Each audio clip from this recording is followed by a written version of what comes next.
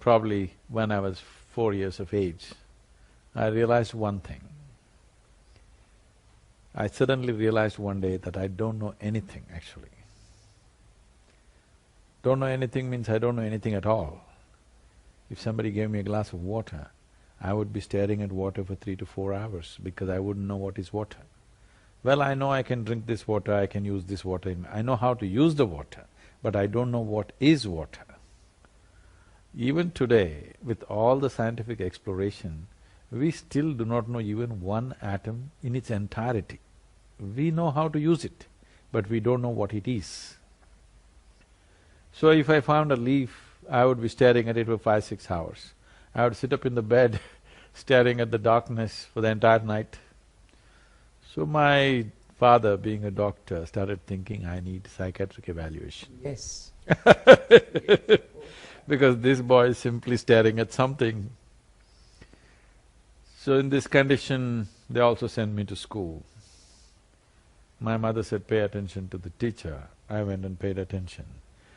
The kind of attention they would have never received in their life. Okay. What was that? Absolute attention. I'm just looking at them. So initially I understood what they were trying to say. After some time, I realized that they were only making noises. I was making up meanings in my mind. Hour after hour, teacher after teacher comes and makes all kinds of sounds and go away. So I stopped making meanings. I just heard the sounds. See, right now I'm speaking. I'm only making sounds. You're making up the meanings, isn't it? Language is a conspiracy between two people. Great. I just stopped making meaning and just very attentively heard the sounds, and it became very amusing, and a big smile spread on my face. They were not amused. Of course. So my education went like this. I just look at the teacher, I know his past, present and future, but I don't hear a thing that he's saying. 8 years ago, this school where I studied over 40 years ago or 45 years ago, they invited me for their 125th anniversary. Great. I said, please see, why me? Because I was not just a not good student, I was not even a student. I didn't even know what happened there. They said, no, our school has produced union ministers, our school has produced cricketing stars, film stars, you're the only mystic, you must come. I endorse with them. So I went. So I looked around, standing up in the quadrangle to speak, same oppressive buildings. And when I looked at this classroom, I suddenly remembered. I was around 12 years of age. One afternoon, the teacher is trying to get a response from me. These are times when 3, 4 days at a stretch I won't even say a word, because when you don't know anything what to say. I'm still paying attention to the world. Whatever I see, it catches my attention to such a point, I can't speak. So he's asking a question and wanting to get a response. 35, 40 minutes when he doesn't get a response, he holds me by the shoulder, shakes me violently like this and says, you must either be the divine or the devil, I think you are the latter. I was not insulted by this, nor abused by this. Till that moment, my problem is, what is this, what is that, what is that, what is that? I have a question about everything in the universe. One thing was clear to me, this is me. Suddenly this man confused me about this also. I looked at myself, what am I? Am I devil or divine? What am I? Because I couldn't figure it out, I closed my eyes and sat. Initially from minutes to hours it went. One day I closed my eyes and sat, I thought it's 25, 30 minutes. When I opened my eyes, there was a lot of people around me. Somebody wants to know about his business, somebody wants to know when his daughters will get married. I said, where did you all come from? Because I just closed my eyes and sat and now they're all sitting here. They said I was sitting there for 13 days. I didn't even realize, I thought it's 25, 30 minutes. So, life became more and more inward. Though I involved myself with the outside world to whatever extent I could, and I was very involved, I would say, but still I had a completely different world going within myself, which exploded into a very huge experience when I was 25. Since then, I'm just trying to share my experience with people. I've created because I was practicing yoga from 12 years of age. I used yoga as a method to transmit this experience. In a way, there is nothing which is not yoga. So I used yoga as a methodology to share this experience. So, the experience means, at that moment when I just sat there, I was dripping ecstasy in every cell in my body. And I realized you don't have to do anything for this. Every human being is just capable of this.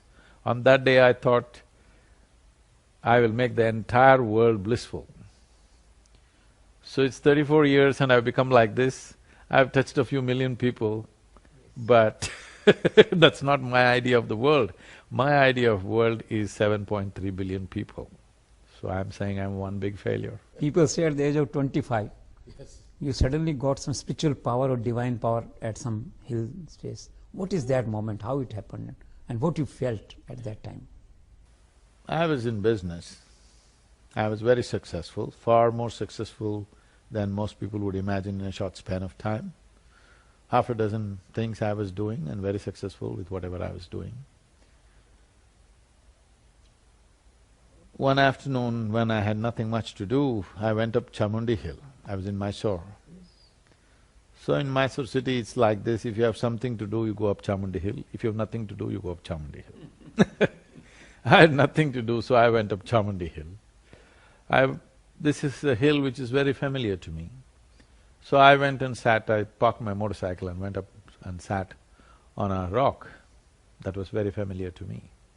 My eyes were still open, I didn't even close my eyes. Till that moment, I always knew this is me, that is somebody else. I have no problem with that somebody, but this is me, that is somebody else. Suddenly I did not know which is me, which is not me. The very rock I was sitting upon, the air that I breathed, the atmosphere around me, everything had become me. I thought this lasted for about 5–10 minutes, but when I came back to my normal senses, it was about 4.5 hours. For the first time in my adult life, tears were flowing. Tears and me were impossible. As I said earlier, I was dripping ecstasy in every cell in my body. So I have a super skeptical mind. I'm somebody who has a billion questions about the entire universe. So when I ask my mind what's happening to me, my mind says, maybe you're going crazy. I just check with the closest of my friends, something is happening to me. They say, what did you drink, what did you take? So there was nobody to tell me what is happening to me. All I knew was, I have hit a gold mine and I don't want to lose it. All that happened was, to put it today technically, the word yoga means union. Union means, in some way you have psychologically drawn a boundary as to what is your individuality. Right now you're an individual person, and that's you, this is me, very distinctly there. But as you sit here, you're breathing. The boundary of your individuality is being broken by the breath. What the trees exhale, you're inhaling. What you exhale, they're inhaling. It's not just on the level of breath. When you eat food, what was yesterday earth, today becomes you, tomorrow becomes something else. Not just on that level, on every subatomic particle level, every particle in the body is constantly transacting. It is… individuality is an idea that we have created in our minds. Yoga means you erased that boundary and you experienced everything as yourself. This is what the union means, from individual to a cosmic level. So on that day it just burst forth and I knew you don't have to do anything to make this happen. But still you have to do so many things to make people understand that. What actually inspired you to go for Isha Foundation and all that? It is just that I started sharing with people whichever way I could, in my own ways. Then a huge number of people gathered, then a place became necessary. I was very averse to forming an organization. So I allowed the physical freedom I had at that time. I motorcycled across the country, I did whatever I wanted.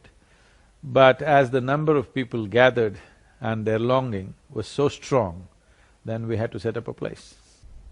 So that is the point.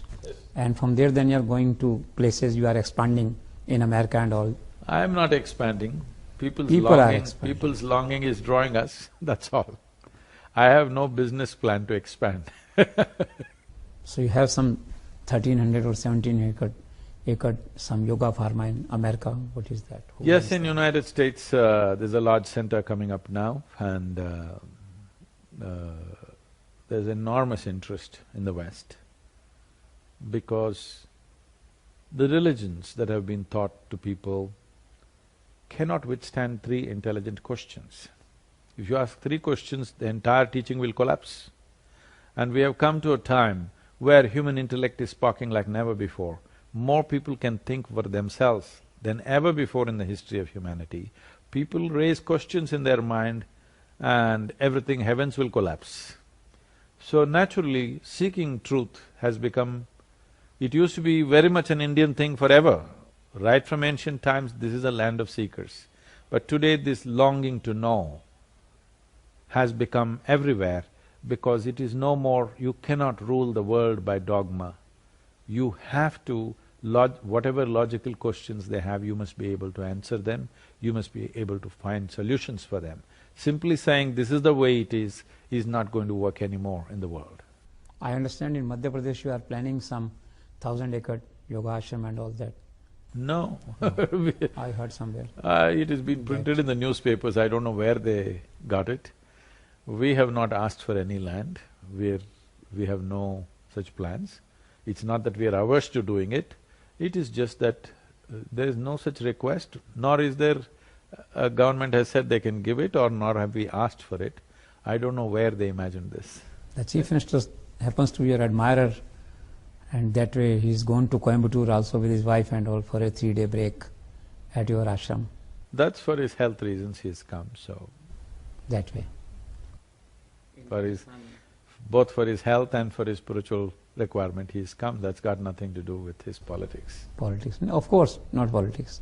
And in Rajasthan also recently visited, there's a lot of craze in the bureaucracy among the politicians, especially the lady Chief Minister.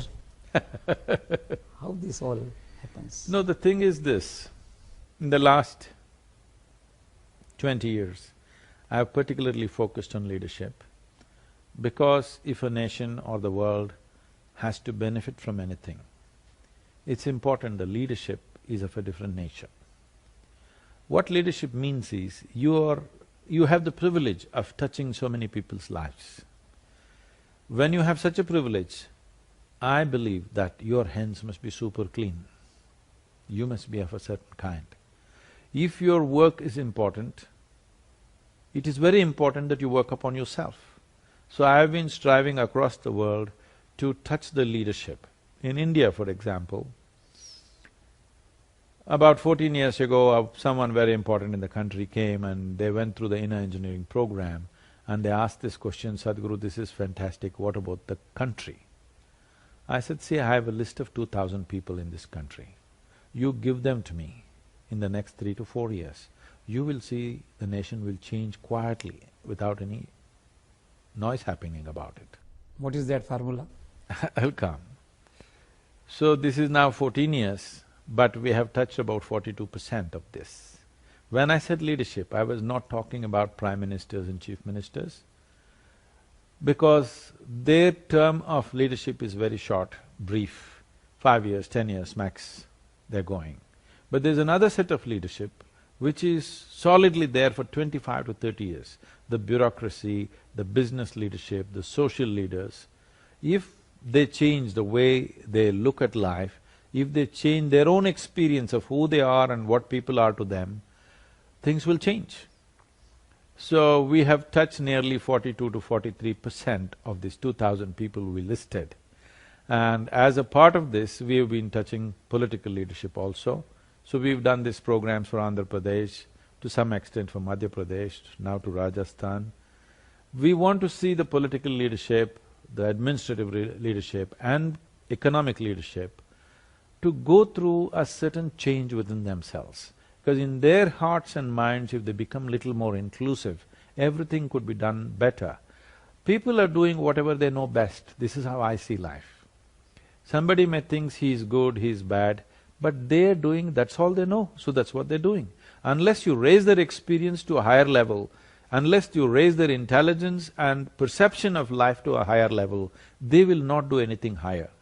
So in this effort, we are touching the state governments and as many leaders as possible. You are talking of leadership, certain qualities. You met Vasundhara ji in Jaipur. How you rate her or evaluate her as a leader, not as a politician? See, she is a passionate leader.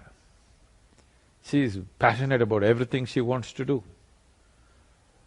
It is when an individual becomes very passionate and fiery about what they want to do, they also have to turn back and look if everybody is coming along. It's very important. So, that is one aspect. If she takes care of it, she can do a lot of things for that state. I think she's doing wonderfully in terms of education and many things. But this is not a state with too many resources or educational capabilities or business, because it's a certain kind of terrain. So I think they're doing the right thing in focusing on tourism. But that kind of tourism that is coming to India is very low spending tourism, so it doesn't really benefit the people. All backpacking kind of tourism, they come, see the desert and they go back. So they have to raise the tourism to a different level where the best of the people in the world will come, so that the infrastructure and other things need to happen. I think they're working towards that. It is largely believed that you are the yoga guru of the Prime Minister Narendra Modi. I have not taught him any yoga. He's been practicing yoga from some other source. I don't know where he learnt it, but I have never taught him yoga. He's doing a lot to expand yoga, to popularize yoga in the country. How you… See, as a Prime Minister of this nation, being concerned about the well-being of the nation is his business. Unfortunately, in India, we have not seen a Prime Minister in that context. We are thinking they are supposed to do only economic policy, this, that. No, it is the leader's business to think of people's well-being. So he is talking about keeping your street clean, keeping your toilet clean, keeping your hands clean. For the first time, there is a movement. There he has put some film stars to activate people to wash their hands with soap. I'm saying this is all the concerns of a leader, because if the nation has to go ahead, how people live has to move ahead. So in the same context, about keeping your inner dimensions well, yoga is an important part. When so many tragic things are happening, like our children are committing suicide, so many things are happening, I think it is the business of the Prime Minister to see how well-being can be brought. Especially when we have a knowledge in the country, we have a certain dimension of knowledge in the nation where we know how to keep our interiority, not just for this nation, for the entire world we can offer this. And it's appropriate that he put it up to United Nations. And look at the way the UN responded. Never before in the history of United Nations, 174 countries have voted for anything. Till now, for anything they have not come together. For yoga they came together. This must be a clear message to everybody. The world was waiting for India to take a step. It took so many years for us to come to that. I am glad that this Prime Minister took that step. Do you think that he is slowly emerging as a global leader? Obviously, there's no question. I must tell you this. I was in a Robert Kennedy 25th anniversary tour. There's a kind of a golf tournament and an event there. There were over 42 senior Democratic, congressmen and senators and others. Without exception, every one of them seeking me out, coming to me and telling me, Modi, they say Modi. So Modi is a global leader. There is no other leader like that in the world right now. Okay? I'm saying they're putting him above Obama, clearly. So we also, it is not about joining a party or appreciating a man. My concern is over 400 million people in this country have still not eaten properly. If you see a strong leader, all of us should pitch on to him and see that the nation moves forward. This is our business. The problem in the country right now is, we seem to be in an election mode all the 5 years. Once the election is over, once we've elected somebody, whoever that is, once we've elected somebody, it's our business to support them for 5 years to do their work. We should not be thinking anything in between, if we are concerned about the people and the kind of suffering Indian people are going through. How you define this Modi phenomena abroad? He has earned it. Just the way he has expressed himself, the breadth of his thought, he has earned that from the people. Even in the Muslim countries, he is visiting, getting a lot of response. What's it got to do with Hindu or Muslim or anybody?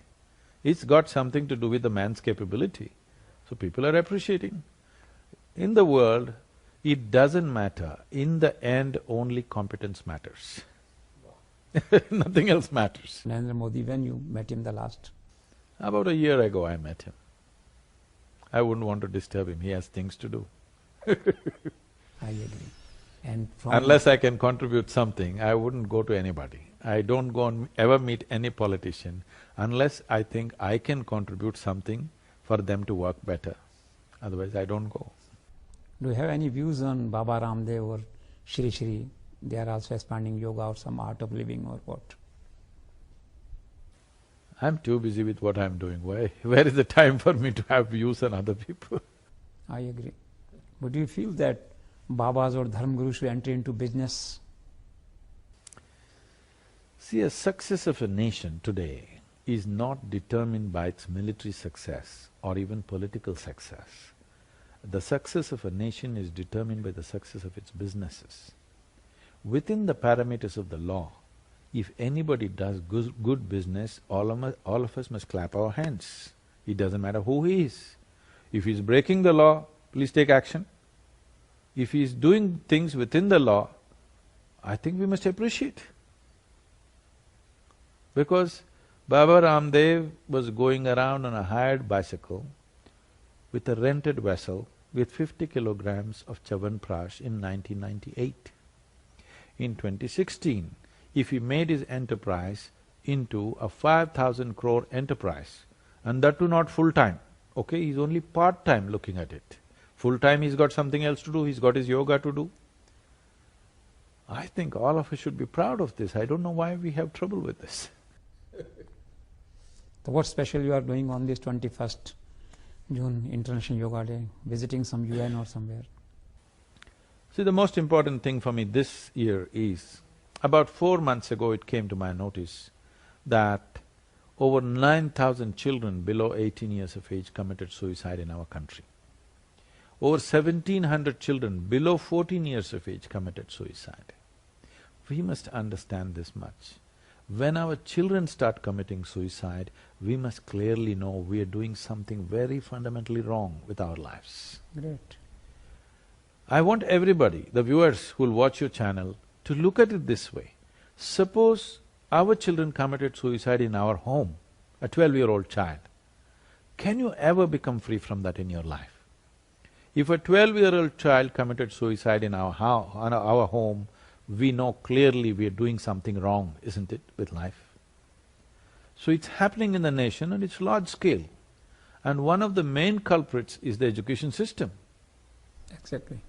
This education system, which was created to be in service of Her Majesty, we are still continuing the same thing and killing our children of all the things.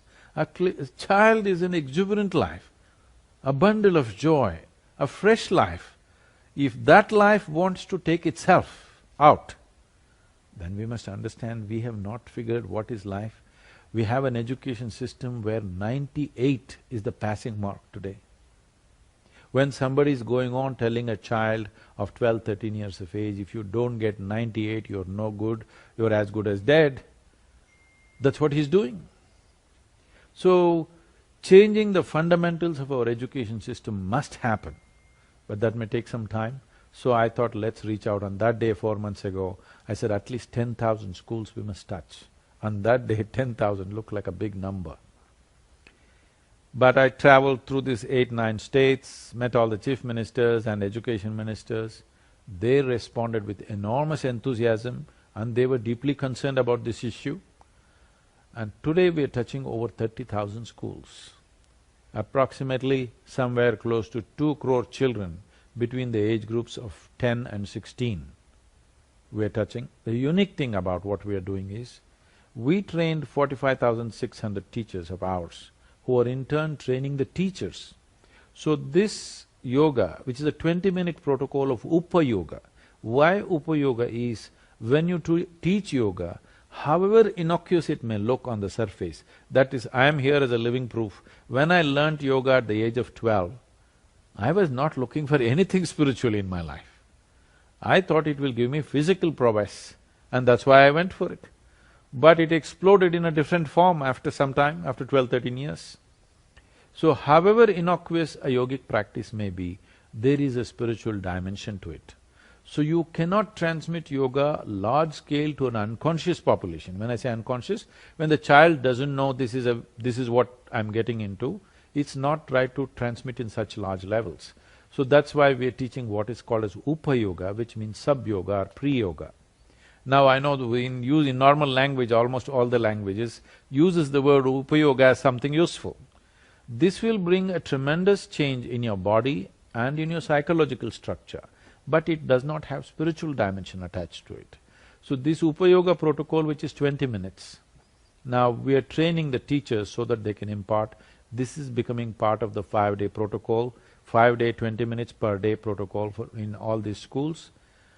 In many areas, we are also trying to involve the parents so that it continues at home. Let us see. I hope it gives them some relief. So Vidya initiative will take care of all these school reforms, education reforms? No, this is just a, what to say, right now they're bleeding, it's a band-aid. But this will stand with them in their life if they do the practice regularly, if it becomes a part of this. My fundamental goal is this: these are tools for self-transformation. Tools for transformation should not be in the hands of a guru or an organization or some kind of authority. It must be in the hands of every individual in this world. Today, everybody has brushed their teeth here because they have a brush of their own. If there was one Delhi government brush where you had to go and brush, probably they would go once in a year and brush. Because everybody has a tool to clean up their their oral cleanliness, they're doing it. Similarly, if they had tools to mental and physiological cleanliness, they would do it. The problem is, these tools have not been available without frills. Now without frills, just as a technology, why I'm insisting it's a technology is, you don't have to believe in it. You don't have to like me for this. You just have to learn to use it. It's like your Samsung phone. You don't have to like the Samsung family in Korea. You don't have to believe in them. You just learn to use it, it works for you. This is how we are presenting yoga. This is why it's called inner engineering. You just learn to use it, it works for you. Doesn't matter what is your caste, what is your creed, what is your gender, it doesn't matter. You just learn to use it. So what Isha Foundation doing for rural India? 70% of our activity is in rural India, but largely in southern India. We have not come to northern India in the rural capacity because of language. I still can't talk to you in Hindi. I can only say Hindi bahut kamzor hai. That much I've learned. Mahashivratri, I think you plan some big annual celebrations with people. See, the reason why Shivaratri happens, Mahashivratri happens the way it happens is, one aspect of it is, this is an acknowledgement to the Adi Yogi who represents that day. Why is it important to acknowledge him? He is 15,000 years ago, he is the first one to bring this idea into human mind that if you strive, if you're willing to strive, you can transcend all limitations which are considered natural limitations upon the human being. For the first time, he brought you this idea, if you're willing, you can evolve beyond your present state of existence. This is very, very important. Otherwise, people will become fatalistic. So to bring that idea back to people in a live way, that is why that aspect. Another thing is, in terms of planetary position, because planet is revolving at a certain angle, not straight like this, because of this, on that particular day, the way the gravity or the upward pull of the moon and the sun works on that day is that there is a natural upsurge of energy in the human body. when that upsurge happens, it's very important you keep your spine erect. This is why they told you not to lie down on that night. So how to keep people up the entire night? So we have fantastic music, dance, meditation, everything going from evening 6 to morning 6, 12 hours, non-stop celebration, so that everybody sits up, alive, alert, allowing this upsurge to happen. Nature is asking you to be spiritual on that day, just make use of it. I think you are a wonderful combine of spiritualism and materialism when you travel into all helicopters and planes and hotels and bikes and all that, people say. So how you bullock manage? cart, I'll become a spiritual person. I also ride bullock carts, I love bullock carts. Really? Yes, I'm slowly abolishing all vehicles inside the ashram and bringing back bullock carts for people to move around, because we want animals, we want quietness and no engines roaring. So I love bullock carts also. But do you want me to come from Coimbatore to Delhi in a bullock cart? Then you will say I'm a fool. If I fly, then you say, oh, he's flying. What to do? Somebody comes and asks me, because I always, wherever possible, most of the time anywhere in the world, I drive myself. Because I believe I'm a better driver than most people. Oh. Yes, I am. Everywhere I drive myself because I like to keep my life in my hands and I drive better than most people. So somebody says, you drive your own car, what kind of a spiritual person are you? This is because people have come to a conclusion that spirituality is some kind of a disability. Wow. Wow. Spirituality is not a disability, it's the biggest empowerment that a human being can have. And why are you going in the car? In the ancient times, yogis used to walk. Then I said, you idiot, in ancient times everybody was walking, not just the yogi. People are curious to know, actually in the country, you are a sant, sannyasi or grahast? I'm grahast. How you see some sort of a balancing or this combination, or normally sannyasis are away from grahasti or they ignore grahasti or don't take proper care of grahast part of their life. How you manage these two parts? I manage everything well. You manage everything Because well. I know how to manage my mind perfectly well. Once you know how to manage your mind and yourself well, you will manage everything well. How you define spirituality, spiritualism in a way? If your experience of life transcends the limitations of your physicality, that means you're spiritual. It's the most maligned and corrupted word on the planet right now. Spirituality does not mean looking up or looking down, it's about turning inward. What is the truth? Sach kya hai, truth?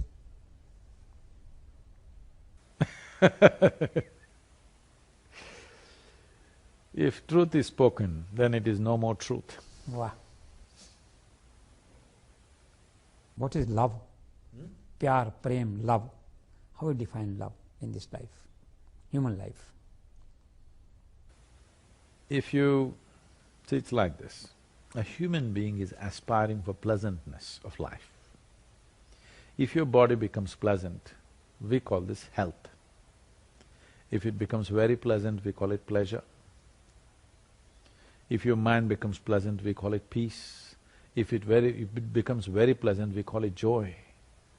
If your emotions become pleasant, we call this love.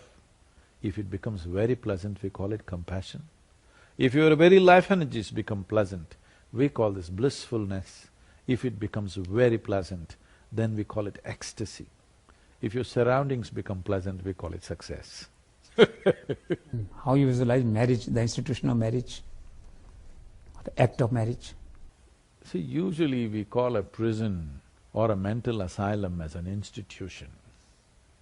Marriage is not an institution. Wow. It is something beautiful when it happens between two people, they're married. Otherwise, they're in an institution, it's terrible. How you define death, the end of life? You want to know what is death? Some things you know best only by experience. Do you feel there is some Bhagwan, इंसान मरने के बाद कहाँ जाता है, ऊपर जाता है, कहाँ? ऊपर वाला. Some research or some… About Upar wala, first let's understand what's Upar. then Vala will come, okay? Is this planet round or flat for you? Really don't know. You don't know? I hear. Is planet round or flat? Yes, It's like this round. only. And it's spinning on top of it. And you are not sitting in North Pole, you are sitting in Delhi at a certain latitude. So when it is spinning and you're on a round planet, if you look up, you're invariably looking up in the wrong direction, isn't it? So, in Delhi when you look up, is it Uparwala? Or when you look up in Australia, is it Uparwala, I'm asking. So you don't even know what is Upar. Nowhere in this cosmos is it marked that this side up. You do not know what is up and down. You cannot know what is up and down. You are incapable of knowing what is up and down. Human beings are incapable of knowing what is up, what is down. In only relative practical terms, we'll say that is up, this is down. But you don't really know what is up and down. So, Vala, where does it come? How you visualize that Vala is a prevailing concept, or people think about Upar Vala? When you say it's a concept, you're admitting you made it up, right? Why is it that we are so eager to make up things? Why don't we come to this much sincerity in our lives? What I know, I know. What I do not know, I do not know. If you see I do not know, the longing to know, the seeking to know is a natural consequence in human intelligence. Once you have a seeking and a longing to know, knowing is just a question of time. But instead of seeing that I do not know, people have destroyed I do not know with their belief systems. Somebody believes this is God, somebody believes that is God. No. If you understand you do not know, the seeking will come. Then you will find what it is. One thing is clear, you and me did not create this existence, right? Because you're human, you're thinking a big human being must be sitting up there. Can I tell you a joke? Yes, please. Don't become so serious. Please. Please. This happened in New York City. A boy, 8-year-old boy came home and he had a very progressive mother. When she's so progressive, she's bound to be single. So, he came home and asked, Mama, is God man or a woman? She thought about all the political correctness of it and the election is coming, it's going to be decided now, is it a man or a woman? She thought about everything and then, being a very progressive woman, she said both. Then he went into deep thought. After some time he came back and asked, Mama, is God black or white? She again went into all the racial consequences of this question, and then she said both. He again went into deep thought. Then he came back and he asked, Mama, is God straight or gay? He asked. Again she thought about all the consequences and then she said both. The boy jumped in joy, I got it, it's Michael Jackson. Okay. Do you have some faith or believe these stars, palmist, Haath ki rekha, or it's only effort which make you success or failure? See, everything can have an influence on you. If you allow it, this glass vase sitting here can have an influence on you because it has its own reverberations. So definitely moon and other planets can have an influence on you. Do you know that on the days of Paurnami or full moon day and new moon days, people who are mentally unstable tend to become more unstable on those days? They do. All mental institutions take a lot of care on those days because people become much more enhanced in that. But do you and me become little crazy on those days? Don't. Why? Because you're a little more balanced. So similarly, the fundamental question is just this: what you are referring to as planets and stars are, inanimate things. This rock and soil. Should inanimate things determine the nature and destiny of human consciousness, or human consciousness should determine the nature of inanimate things. We should determine the destiny of what happens to physical things, not physical things determining what happens to us. It all depends where you are. If all you know is just your body, you're just one more piece of soil. After all, this is soil that we picked up. If you are just that, then some other rock will influence you, some other form will influence you. If you have become conscious of the nature of who you are, you determine where you go. The entire process of the spiritual process means you have taken your destiny into your hands. Why we said spiritual process means going towards mukti or absolute freedom means you became free from all these influences and you are going towards your freedom and you have decided to go there, not because of any stars or other things. And in this country, astrologers, if you tell them you're on a spiritual path, they refuse to predict your future because they know you have taken your future into your hands. It is my wish and my blessing that this nation should take its destiny into its hands. How you visualize this world after 50 years? How we make it.